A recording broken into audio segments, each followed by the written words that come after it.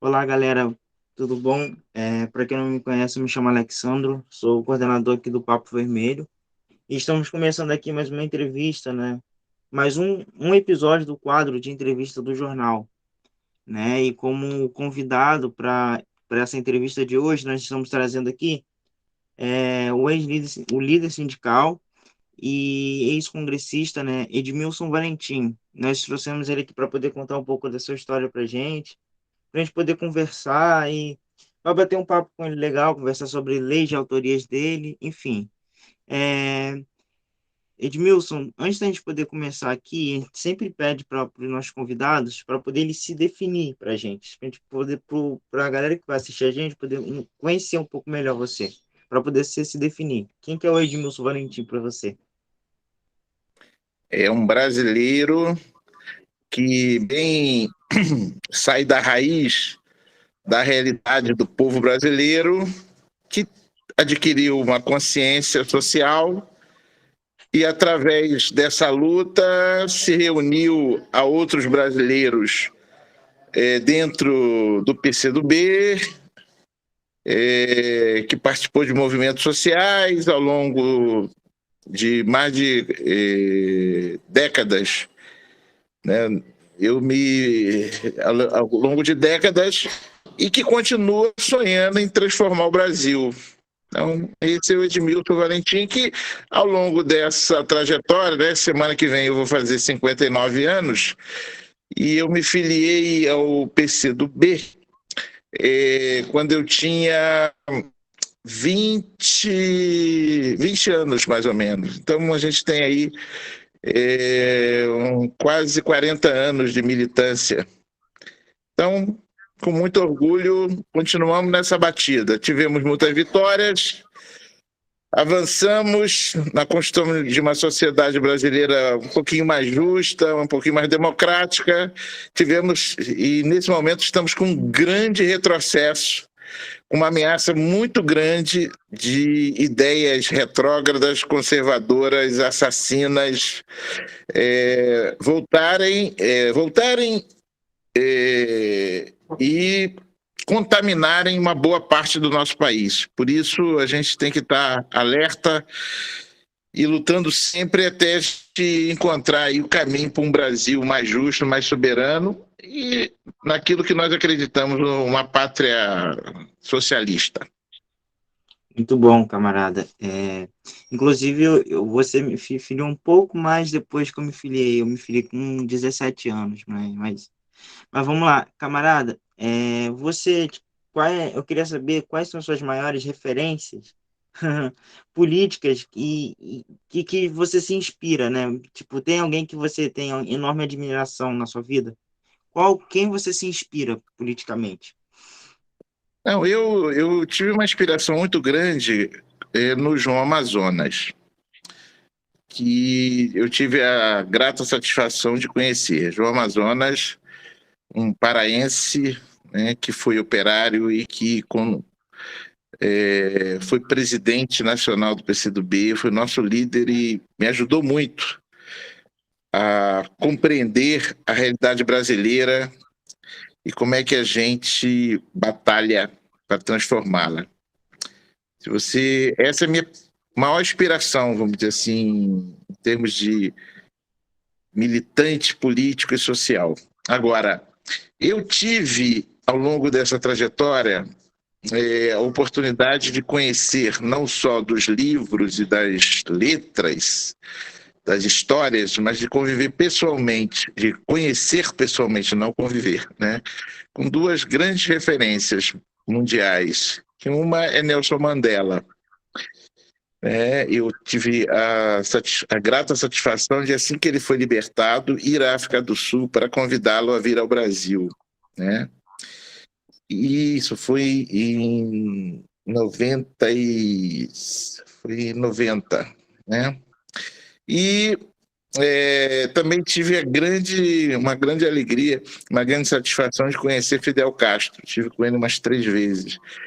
E é uma experiência também muito interessante de conhecer uma pessoa que era filho de gente de posses, né?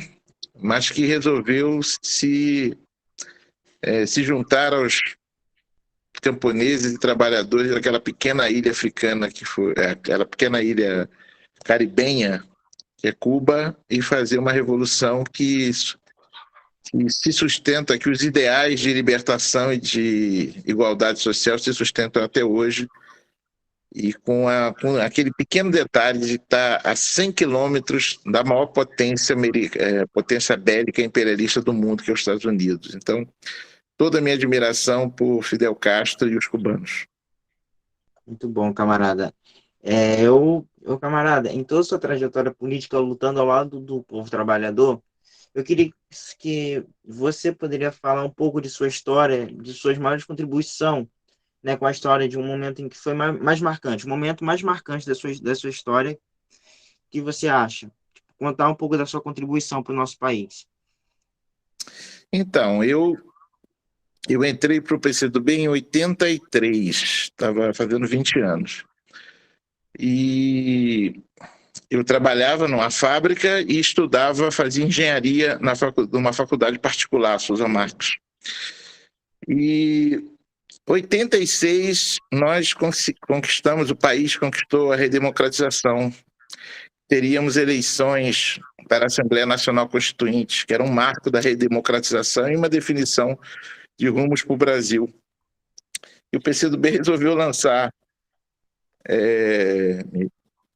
candidato a deputado federal, quer dizer, um negro, jovem e operário, né, como se fosse para marcar, né, a participação do PCdoB, que estava legalizado. Era um processo, o PCdoB ia participar nas suas primeiras eleições como PCdoB após a queda da ditadura militar. Então, o PCdoB resolveu lançar a Jandira, deputado estadual, e eu, a deputado federal. E fizemos uma campanha, eu fui eleito, né, na época, em 1986, quase 44 mil votos. E essa foi uma experiência marcante, porque um jovem com pouca experiência de luta política, de vida, né, só com sentimento de justiça social e com alguma informação partidária, e de repente entra na Assembleia Nacional Constituinte, no meio de um grande embate, né, e se depara com grandes figuras, grandes brasileiros que lutaram pela democracia, como, por exemplo, Ulisses Guimarães, e, ao mesmo tempo, grandes reacionários, né? Pessoas que, inclusive, defenderam a ditadura militar, como o ex-ministro ex-ministro da ditadura, Jarbas Passarinho, que era então senador pelo Pará. Então vivemos, eu diria para vocês que essa foi uma experiência muito marcante, onde eu tive que aprender rapidamente a fazer política, a produzir propostas de saída, né, de negociação. O PCdoB tinha feito um grande debate para a Constituinte, discutido teses, quer dizer, isso foi muito importante, porque a nossa bancada, que éramos de 6 comunistas, né, 4 nós tínhamos 3 foram eleitos pelo PCdoB, né, e 3 foram eleitos pelo PMDB na época, né? Então a nossa bancada era de 6 e tínhamos as teses produzidas pelo PCdoB ao longo do ano de 86, mas quando você vai para esse embate, você tem a correlação de forças, você tem que negociar, você tem que fazer com que o melhor para o país, seja no ponto de vista da democracia, da sua reorganização institucional, né, as leis trabalhistas, os direitos e garantias individuais, que muitos deles se sustentam até hoje. Então, tudo isso foi fruto de um imenso debate de fevereiro de 87 até outubro de 88. Então, foi um ano e meio de muita discussão, muita dureza, onde eu tive que aprender e crescer muito quanto ser humano e um militante político, né? Se tornar um combatente político numa arena política de grande desafio, né? E exatamente essa Constituição de 88, já que nós vivíamos um momento em que a movimentação do país, as lutas democráticas estavam avançando, então nós tivemos uma Constituição razoavelmente democrática, respeitando, como eu falei aqui, grandes conquistas dos trabalhadores, né, como, por exemplo, a redução da jornada de trabalho. Né? No Brasil se trabalhava 48 horas semanais, a maioria dos trabalhadores, nós conseguimos reduzir para 44, né? Eu defendi 40, mas conseguimos reduzir para 44, foi uma grande negociação. Respeito da direito de greve, né?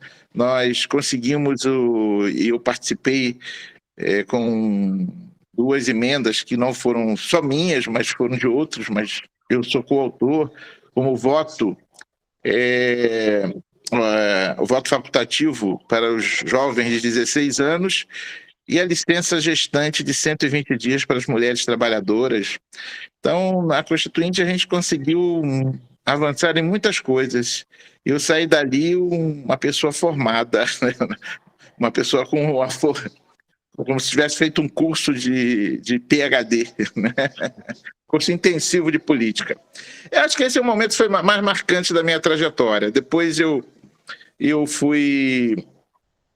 não consegui a reeleição imediatamente, depois fui eleito deputado estadual por 3 mandatos e voltei a ser deputado federal já com Lula na eleição de 2007, com Lula no seu 2º mandato. Né? E também ali foi uma experiência de você construir junto com Lula um Brasil um pouco mais justo, um Brasil um pouco mais democrático, um Brasil que as pessoas comiam melhor, não é essa inflação, essa dificuldade hoje que você vai no supermercado, não tem condições de comprar e vê as pessoas passando fome, né? A gestão de o Brasil de 2002, em que nós conseguimos eleger Lula, demos uma virada no Brasil, né? E eu acredito que exatamente esse momento novamente é exigido, né? Então, minha experiência foi isso. Eu tive 5 mandatos, todos eles pelo PCdoB. Fui presidente do PCdoB no Rio de Janeiro, né? De 90 a 92. Fui membro da direção nacional do PCdoB durante muitos anos, né? Então, hoje, continuamos dando a nossa contribuição com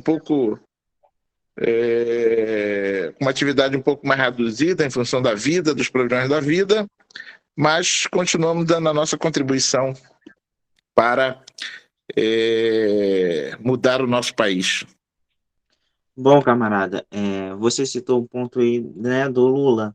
Eu queria saber com você qual é a sua expectativa, né, com a iminente vitória do Lula, né? A gente sabe que ontem o Lula esteve aqui no Rio de Janeiro, né?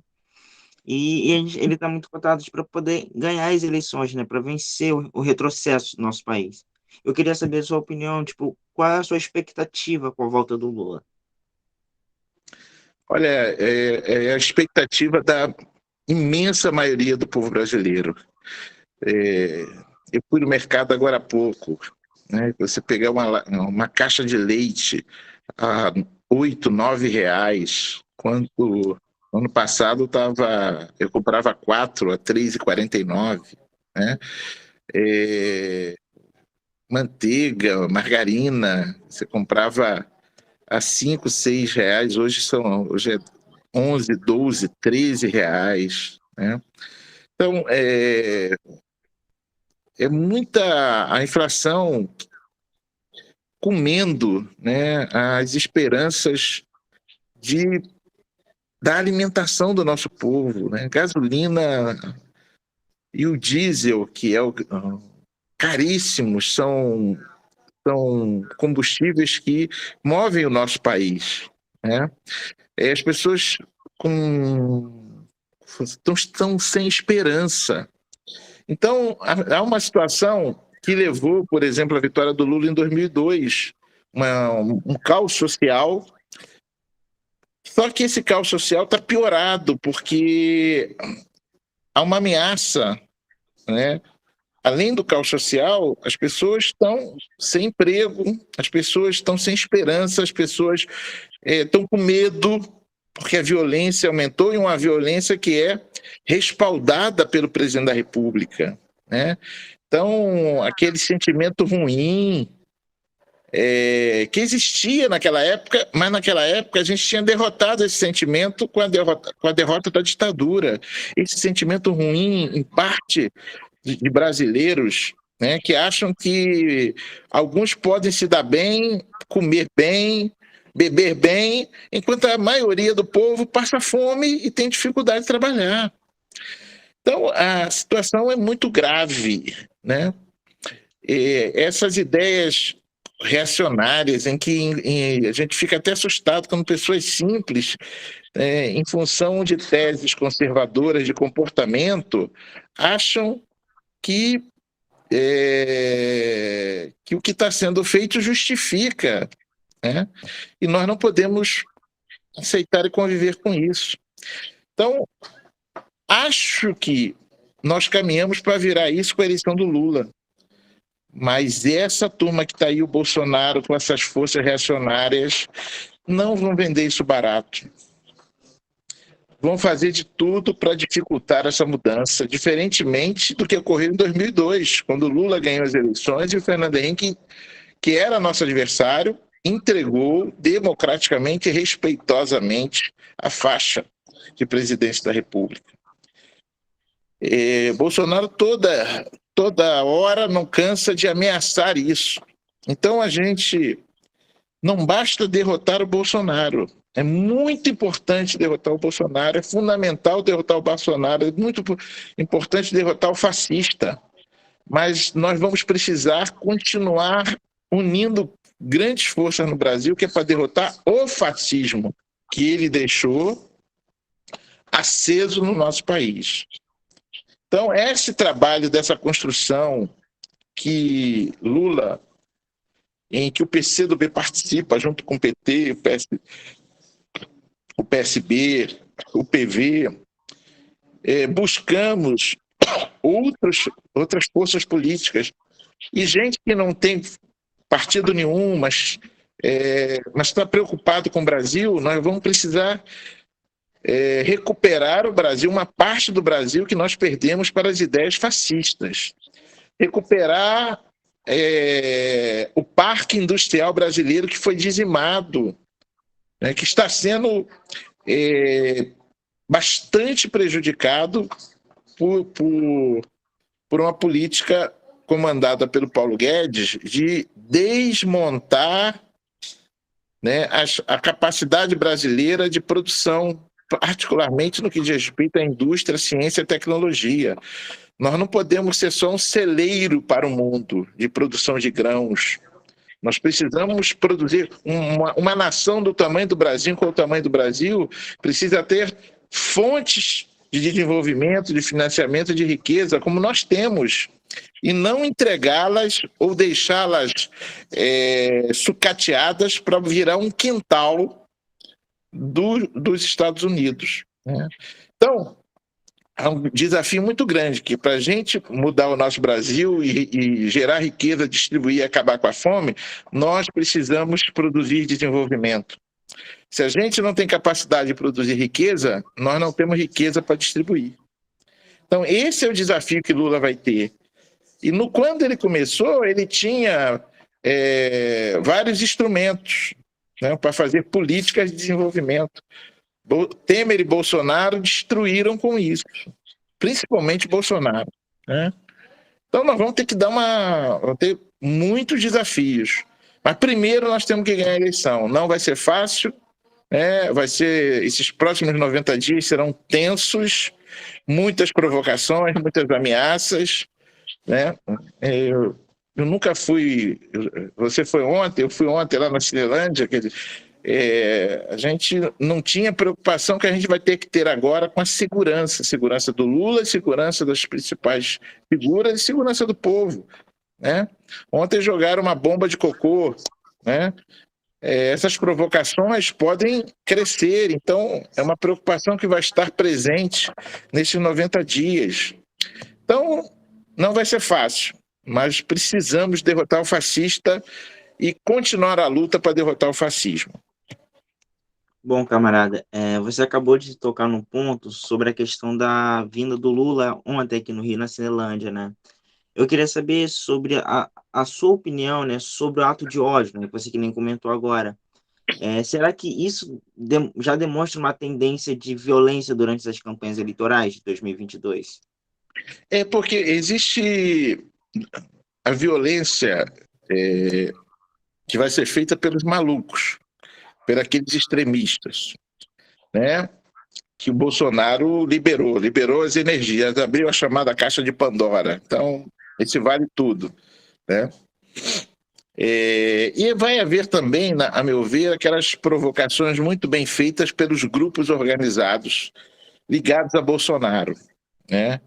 Então, nós devemos ter todo o cuidado, mas não devemos deixar de ocupar as ruas e participar. Nós estamos numa batalha em defesa do que é melhor para o Brasil. Então, não adianta ficar parado ou com medo, achar que mudar o Brasil é fácil. É só a gente teclar aqui na internet que a gente vai conseguir mudar o Brasil. Não vai, não. A internet vai ajudar muito, né? Até porque ajudou a eleger o Bolsonaro e nós temos que aprender, e acho que aprendemos bastante, mas o fundamental é a vontade da população, né? O povo participando. Quanto mais povo participando de atividades de rua, de comícios, de manifestações, quanto mais isso acontecer, mais força terá a mudança que o Brasil precisa fazer. Bom, camarada, vamos mudar o assunto agora. Nós sabemos que você foi autor de grandes contribuições, né, para o nosso país, como a lei que tornou o racismo, né, como um crime inafiançável, né? Eu queria saber, né, há pouco tempo atrás, esse ano ainda a gente teve o assassinato do Moise, né, o congolês, que foi morto aqui por um ato brutal na cidade aqui do Rio de Janeiro. Eu queria saber que você pudesse comentar um pouco sobre essa lei com a gente, sobre a lei que tornou o racismo como um crime inafiançável. Isso é uma emenda constitucional, em que na época, a Benedita, hoje o senador Paulo Paim, e o deputado já falecido, Carlos Alberto de Oliveira, o Caó, éramos a bancada que defendia a luta contra o racismo na Constituinte, e conseguimos emplacar essa emenda. E essa emenda dependia, depois de aprovada, de leis que regulamentam como você enfrenta o racismo aqui no Brasil, e aprovamos a Lei CAO. Isso foi um avanço. Nós estamos falando aí de 1988, 1989, 1990. De lá para cá, essas forças conservadoras, esse pessoal que pensa que preto, que pobre, que mulher não tem direitos e tem que ser submissa, que preto, a escravidão acabou, mas que preto tem que ser colocado no seu lugar, né? Que trabalhador não tem que lutar, se organizar para poder ter direitos, e tem que trabalhar, aceitar qualquer trabalho, porque ele tem que sobreviver e tem que ganhar aquilo que lhe dão, e não aquilo que ele tem direito. Essas pessoas que perderam na Constituinte, elas se organizaram e conseguiram minar boa parte dessas conquistas, vide a reforma trabalhista. Agora, nessa questão do racismo, da luta da mulher, né, isso mundialmente foi crescendo, né? E agora, essas ideias racistas, elas continuam muito fortes na sociedade, e hoje, em função do Bolsonaro, as pessoas dizem claramente que são racistas e praticam racismo de uma forma bastante, vamos dizer assim, ostensiva. Então, essa é uma luta que, apesar da gente ter colocado isso na Constituição, e isso é muito importante, porque isso nos tem ajudado a todos os brasileiros que são contra o racismo exigir punição e combater o racismo em todos os lugares onde ele aparece, né? Mas nós temos que saber que essa turma conservadora, se forem eleitos para o Congresso Nacional, pelas assembleias, vão querer minimizar, né, essa luta contra o racismo na legislação e, com isso, estimular o ódio, que é a marca, né, que levou à morte do Moise e de outros negros, né, e de mulheres, né, e de opressão aos trabalhadores. Ou seja, isso tudo tá misturado, né? Não há no Brasil uma sociedade racista que não seja opressora da mulher e que não seja injusta contra os trabalhadores, retirando os direitos dos trabalhadores. Nós precisamos fazer uma luta conjunta, né? Porque isso cada luta dessa leva o quê? A você obrigar a respeitar o povo pobre do Brasil, o povo trabalhador, né, os índios, aqueles que não têm os seus direitos e a sua cidadania respeitada. Então, isso só pode acontecer num Brasil democrático. Em um Brasil democrático, ele tem que ter, trabalhador tem que ter proteção, tem que ter emprego, tem que ter salário, tem que ter proteção social, tem que ter aposentadoria, né? Tem que ter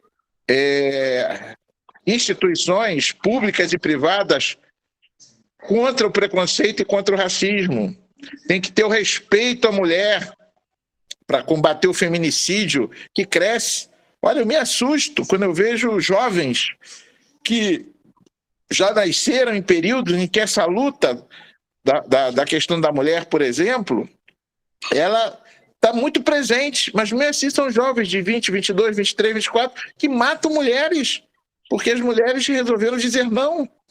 Então, você vê, e essa discussão está presente na sociedade, mas se você não trazer, né, os jovens, não trazer essa população, esse debate para dentro das escolas, para dentro das instituições, fazer com que naturalmente a questão do respeito à cidadania seja uma marca do nosso país, né?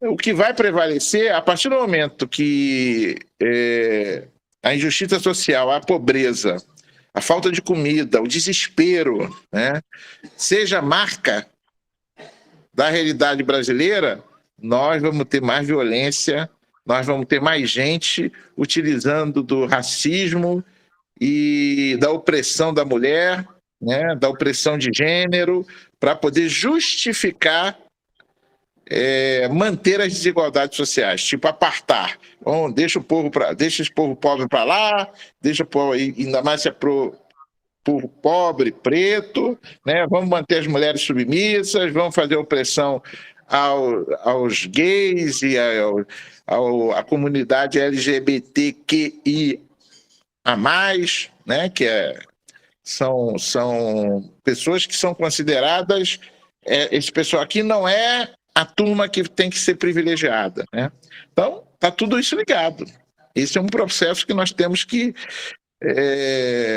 mudar o Brasil, mudar o comando político do Brasil, mudar o rumo do país para poder ter uma nova consciência, retomar um processo de respeito, de cidadania no nosso país. Muito bom, camarada. Eu queria saber, na sua opinião, a gente está em período de eleições, enfim, o que você acha, né, de mudança para o Rio de Janeiro, da união de Lula com Freixo para essas eleições? Qual a importância da gente ter Lula na presidência e Freixo aqui no nosso estado? Olha, o Freixo é um bom político, um político mais novo que eu, posso dizer que é um jovem, né, que vem de experiências de luta social, né, politicamente muito afinado, está crescendo. Acho que a sua compreensão de que precisa, que para enfrentar esse momento de dificuldade, tanto do Brasil, particularmente do Rio, o Rio vive um processo de busca de um rumo de desenvolvimento econômico, né? de recuperação social de áreas hoje dominadas por milícias que subjugam a população economicamente, socialmente, né? Mas a gente precisa resgatar o Rio de Janeiro. Aquilo que o Brasil precisa, o Rio de Janeiro precisa muito mais. Nós precisamos gerar riquezas no Rio de Janeiro para poder distribuir riqueza. E quando eu falo distribuir riqueza, é dar, né, opções, dar condições para o nosso povo do Rio de Janeiro, tanto de segurança quanto de educação e de saúde, né, de cultura, as coisas que o cidadão precisa para se afirmar enquanto cidadão. O Freixo tem essa consciência. Agora, isso não é fácil. Nós precisamos reunir forças políticas. Então, esse movimento que o Freixo faz, que nós concordamos, de buscar, por exemplo, César Maia para compor uma chapa, eu acho muito importante. Sabe por quê? Tem gente que, César Maia, a gente combateu muito César Maia, é verdade. Quando César Maia estava sendo aglutinado pelos movimentos conservadores. Se o César Maia evolui para apoiar lideranças progressistas como o Freixo, qual é o problema? Nós precisamos de muito mais gente, muito mais força. Muita gente hoje que não está com a gente, por exemplo, o Rodrigo Neves, lá do PDT, foi muito bom ele ter declarado apoio a Lula, quer dizer, ele praticamente disse, é melhor Lula aqui do que o Ciro. Olha só como é que é bom para a gente derrotar as forças conservadoras aqui no Rio de Janeiro. Se pudesse estar junto com Eduardo Paes, com o Felipe Santa Cruz, sabia que o Felipe Santa Cruz já foi militante do PCdoB? Entendeu? O pai dele foi, inclusive, um estudante que foi morto pela ditadura, mas o Felipe Santa Cruz, advogado, já foi do PCdoB há alguns anos atrás. Então, o Felipe Santa Cruz é um advogado, presidente da Ordem dos Advogados do Brasil, da Ordem dos Advogados aqui no Rio de Janeiro. Era bom estar juntos também, para, junto com o Freixo, a gente construir essa saída.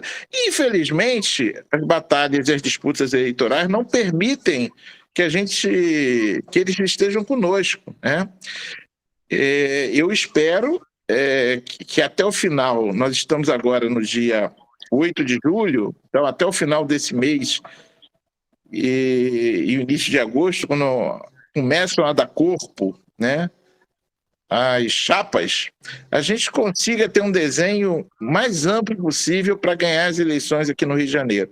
E o eixo né, essa parceria de Lula e de Freixo. Mas a gente tem que estar aberto para poder atrair lideranças que queiram recuperar o estado do Rio de Janeiro, gente. Isso é muito importante, né? Então, por isso que eu acho que nessa batalha, por exemplo, ontem a gente estava lá, elegeu o André Siciliano senador, eu acho que é muito importante, porque o Siciliano, eu acho que reúne as melhores condições para ganhar a eleição para o Senado, né? Eu gosto muito, por exemplo, do Molon, convivi com ele como deputado estadual, né? Mas acho que nesse momento nós precisamos ganhar a eleição para o Senado. E o importante dessa eleição não é só a largada, você precisa largar bem, mas você precisa chegar no final da eleição bem. E acho que o Siciliano tem condições de chegar bem para a eleição do Senado. Então, essa chapa que foi apresentada ontem, Lula, Freixo e Siciliano, com Alckmin, e acho que é importante para o Rio de Janeiro. Muito bom, camarada. A gente está finalizando aqui. Agora a gente vai começar uma parte da nossa entrevista que é bate-bola. Eu vou falar uma palavra e você vai falar. Eu quero que você cite para mim um cantor que você gosta. Martim da Vila. Uma música preferida. Música preferida? Temos várias, mas na linha de Martim da Vila, eu gosto muito Renascer das Cinzas. Boa. Um filme. Olha, meu filme de cabeceira, porque me dá uma aula de política, é Poderoso Chefão. Boa. Um livro. Um livro, Sun Tzu, A Arte da Guerra. Para finalizar, um hobby, seu hobby. Rapaz, eu gosto muito de esportes, né? Como eu estou bem acima do peso, não dá mais para praticar do jeito que eu gostaria, né? Então eu gosto de caminhar, mas eu gosto de assistir todo quanto é tipo de esporte, do futebol ao tênis. Muito bom. É isso, meu camarada. Foi um prazer ter trazido você aqui para poder conversar com a gente. E eu quero agradecer pela oportunidade. Parabéns aí o trabalho aí dos companheiros, desses meninos do PCdoB aqui de Jacarepaguá. Olha, parabéns aí pela ousadia. É por aí que a gente vai transformar, né? Nós temos uma frase de um grande vascaíno lá, eu sou vascaíno, lá de São Januário, que diz que enquanto houver um coração infantil, o Vasco será imortal. Isso eu falo enquanto houver a juventude, né, a luta pelo socialismo, e o PCdoB será imortal. Parabéns aí ao PCdoB JPA. Muito obrigado, camarada. Foi um prazer. Prazer foi meu.